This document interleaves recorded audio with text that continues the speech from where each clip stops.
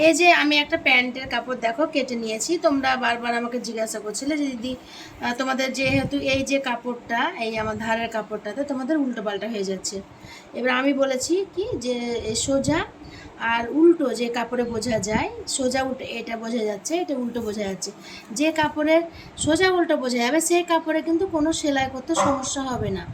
আর যে কাপড়ে সোজা উল্টো বোঝা যাবে না সেগুলো তোমাদের নতুন হাতে একটু সমস্যা হবে। তো ওই জিনিসটা একটু আমি সেলাই করে একটা বুঝিয়ে দেওয়ার জন্য আমি একটা প্যান্ট কেটে রেখেছিলাম। সেই প্যান্টটা তোমাদেরকে আমি দেখিয়ে দিচ্ছি।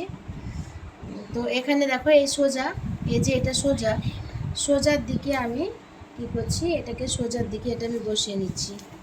দেখো আমি সোজার দিকে, এটা যদি উল্টো কাপড় হতো বোঝা যেত না। এটা আমি সোজার ওপরে সোজা বসিয়ে নিচ্ছি।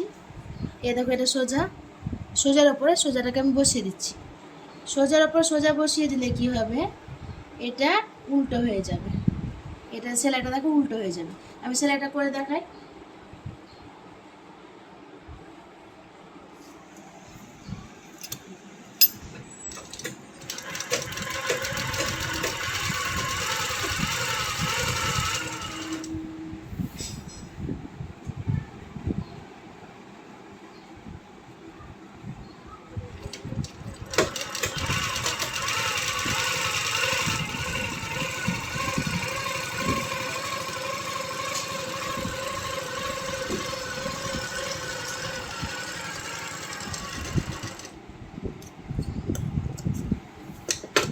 দেখো এটা সোজা হয়ে গেল আমার কাপড়টা।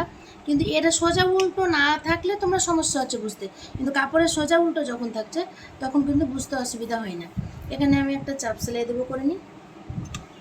যে কোনো সেলাই প্যান্টে চাপ সেলাই দিতে হবে।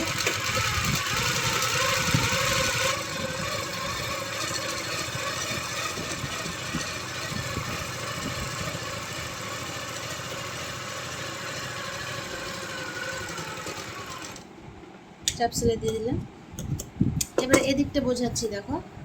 এবারে এখানে আমি উল্টে দিলাম কাপড়টা।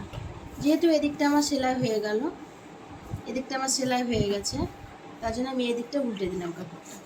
এবারে আর একটা টুকরো নিয়ে নিই। এই যে আর এক পিস টুকরো নিয়ে নিলাম। এবার দেখো যেহেতু আমি বলেছি সোজার সাথে সোজা সবসময় মিলিয়ে দেবো, দেখো এটা সোজা করে আমি রেখে দিয়েছি। এটা সুতির কাপড়ের জন্য ভাঁজ পড়ে গেছে, কোনো সমস্যা হবে না।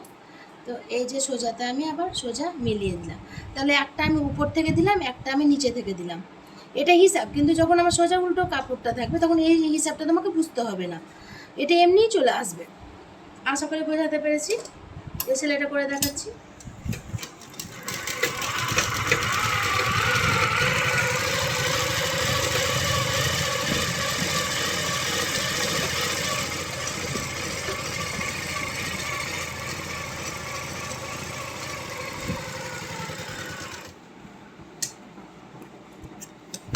এর উপরে একটা চাপ সেলাই দিয়ে দেবো।